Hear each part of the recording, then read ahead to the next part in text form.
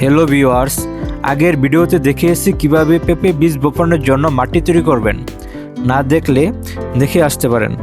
বীজ বপন ভালো হলে চারা ভালো হবে, আর চারা ভালো হলে গাছও ভালো হবে, আর গাছ যদি ভালো হয় তাহলে ফলনও ভালো হবে। এই ভিডিওতে দেখাবো পেঁপে বীজ বপনের আগে ঠিক কতক্ষণ বীজ পানিতে ভিজিয়ে রাখতে হয়, বীজ কতটুকু গভীরে দিতে হবে, সর্বশেষ বীজ বপনের পর কিভাবে ডাক দিবেন তা এই ভিডিওতে দেখাবো। এই ভিডিওতে আরও বলবো টপ রেডি পেঁপে বীজের দাম কত এবং এক একটি প্যাকেটে কয়টি করে বীজ থাকে। প্রথমে হচ্ছে বীজ ভিজানো। সাধারণত 8 থেকে 12 ঘন্টা আপনাদের বীজ ভিজাতে হবে। এরপর বীজগুলো রোদে দিয়ে শুকাতে হবে। এরপর পলিথিনে মাটি ভরা। মাটি এমনভাবে ভরতে হবে পলিথিনে কোনো জায়গায় যেন ফাঁক না থাকে, কিন্তু এটাও লক্ষ্য রাখতে হবে চেপে চেপে যেন বেশি না মাটি ভরা হয়। বেশি মাটি ভরার কারণে পলিথিনের ভিতর মাটি শক্ত হয়ে যেতে পারে।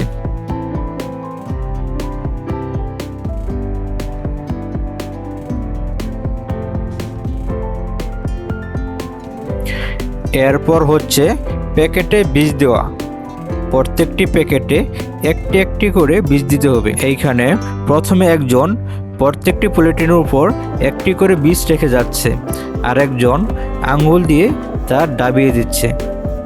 এর কারণ হচ্ছে একটি প্যাকেটে যেন একটি করে বীজ থাকে, বীজ পড়ে।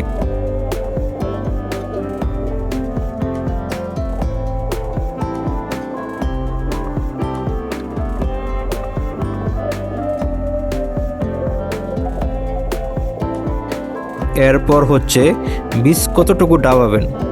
বীজ সাধারণত 1 কর পরিমাণ ডাবাতে হবে, কারণ বেশি ডাবালে এটা না জানানোর সম্ভাবনা থাকে, এবং কম ডাবালে এইখানে বৃষ্টির পানি কিংবা পানি পড়ার পরে বীজ ভেসে যেতে পারে। এই জন্য 1 কর পরিমাণ ডাবালেই ভালো হয়।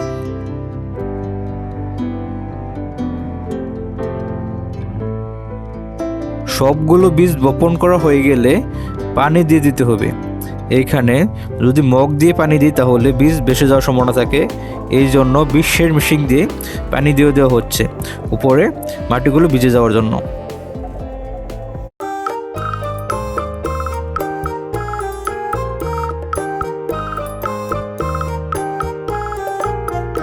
এরপর আসা যাক ডাক দেওয়াতে।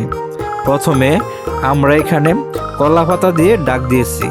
এরপর কলা পাতার উপর খেতা কম্বল পুরান জিনিস দিয়ে ডাক দিয়েছি। আপনারা চাইলে এইখানে অন্য কিছু দিয়েও ডাক দিতে পারেন, তবে খেয়াল রাখতে হবে এই চারাগুলো গজানোর আগে ডাকগুলো সরিয়ে দিতে হবে।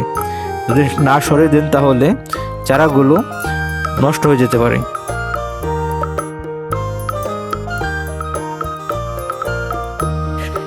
এরপর আপনাদের বলবো একটি টপ রেডি বীজের প্যাকেটে কয়টি করে বীজ থাকে। সাধারণত প্রত্যেকটি প্যাকেটে 50+ বা 50 থেকে 54টি পর্যন্ত বীজ থেকে থাকে।